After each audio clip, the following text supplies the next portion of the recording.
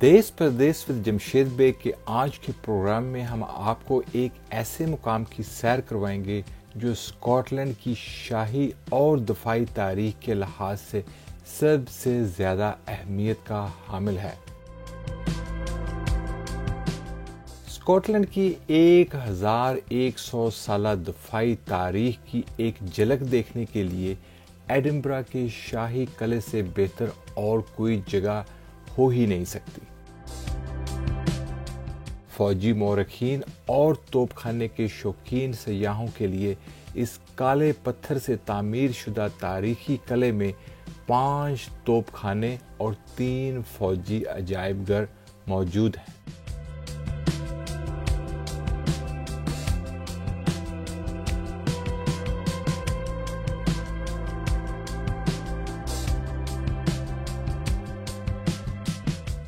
हर साल 10 लाख से ज्यादा लोग इस बुलंदो बाला सयाह और सुरमई पत्थर के किले को देखने आते हैं। इस किले की बहुत सारी खसूसियात, दिलचस्प तारीख और इसके बारे में मशहूर दास्तानें पूरी दुनिया से सयाहों को अपनी तरफ खींचती हैं। कैसल रॉक के ऊपर वाक़या ये कदीम किला स्कॉटलैंड के कौमी वर्से पर उतना ही गालिब है जितना एडिनबरा की स्काई लाइन पर। स्कॉटलैंड का सबसे मुकद्दस पत्थर, जिसे तकदीर का पत्थर कहा जाता है, इसी किले में नुमाइश के लिए रखा गया है।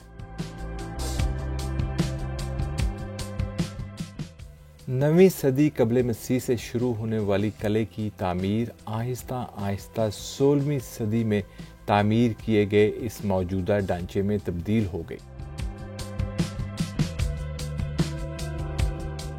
इस किले के नाहमवार पथरीले सहन, बेकायदा तौर पर मोटे पत्थर की दीवारें एक तिलस्माती कशिश रखती हैं।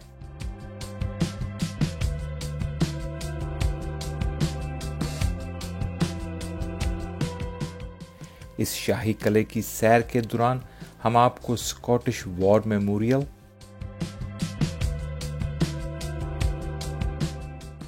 David tower,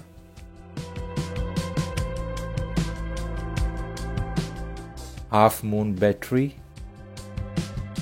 crown square,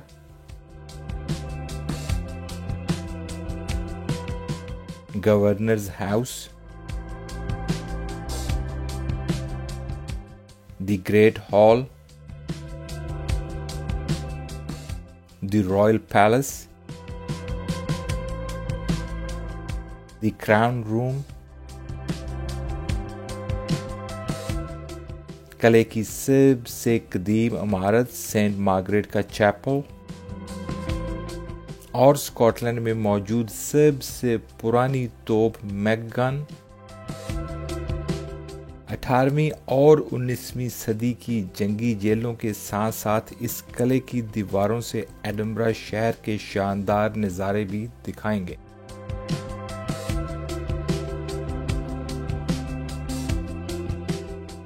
Edinburgh के इस शाही किले पर कम से कम 3500 सालों से इंसानों का कब्जा रहा है। अगरचे इब्तदाई तस्फिया की नौइयत वाज़ेह नहीं है। 12वीं सदी से बादशाह डेविड अव्वल के दौर से इस चट्टान पर शाही किला मौजूद है।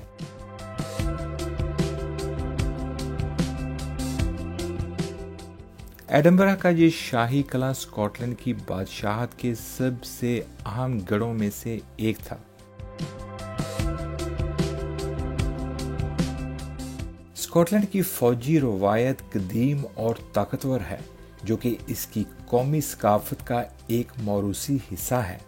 स्कॉटिश कबीलों ने सदियों से अपने मामलात बातचीत और खुशसलूबी से हल करने को तरजीह दी, लेकिन जब बात बस से बाहर हो जाती तो एक ईमानदाराना जंग के जरिए अपने मुल्क का दफा किया।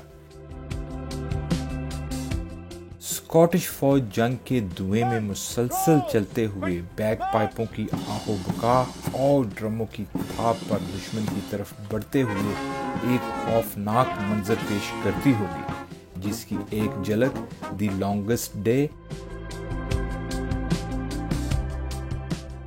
और वाटरलू जैसी फिल्मों में देखी जा सकती है।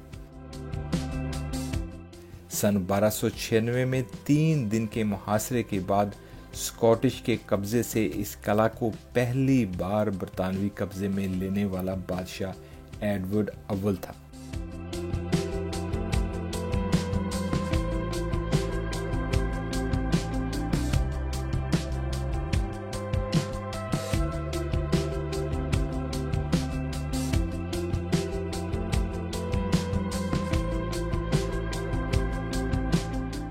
पोर्टकॉलिस गेट 450 साल पहले लेंग के मुहासरे के दौरान होने वाली बमबारी से तबाही के बाद तामीर किया गया, जबकि इसके ऊपर की मंजिल 1880 की दहाई में तामीर की गई।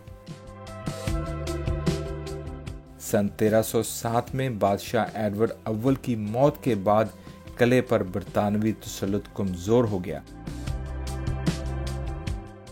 जिसका फायदा उठाते हुए रॉबर्ट दी ब्रूस के एक वफादार साथी earl of more sir Thomas Randolph ने सन 1314 में इस किले पर हमला करके बरतानवी कब्जे से आजाद करवाया।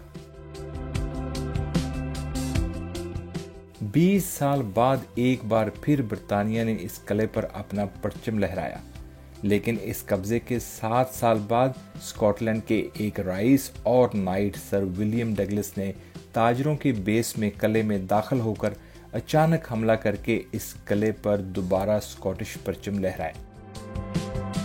मई 1568 में शुरू होने वाली लेंग के मुहासरे के दौरान इस किले को बहुत नुकसान पहुंचा। साल भर जारी रहने वाली ये लड़ाई उस वक्त शुरू हुई जब स्कॉटिश कैथोलिक मलका मैरी ने अर्ल ऑफ बोथवेल जेम्स हेपबर्न से शादी की।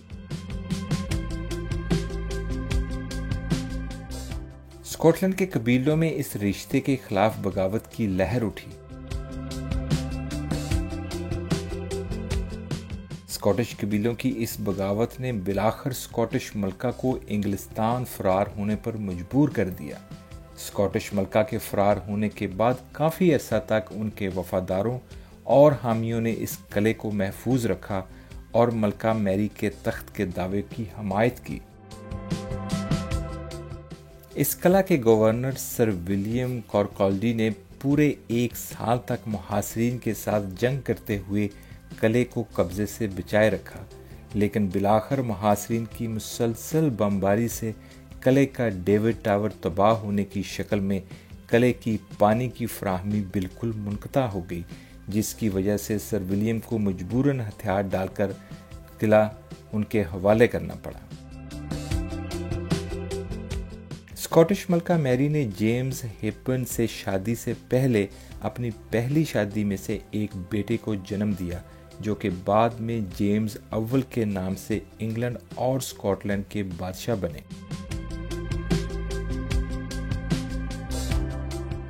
बादशाह जेम्स अव्वल ही वो पहले बादशाह थे जो इंग्लैंड और स्कॉटलैंड को एक झंडे तले इकट्ठा करने में कामयाब हुए।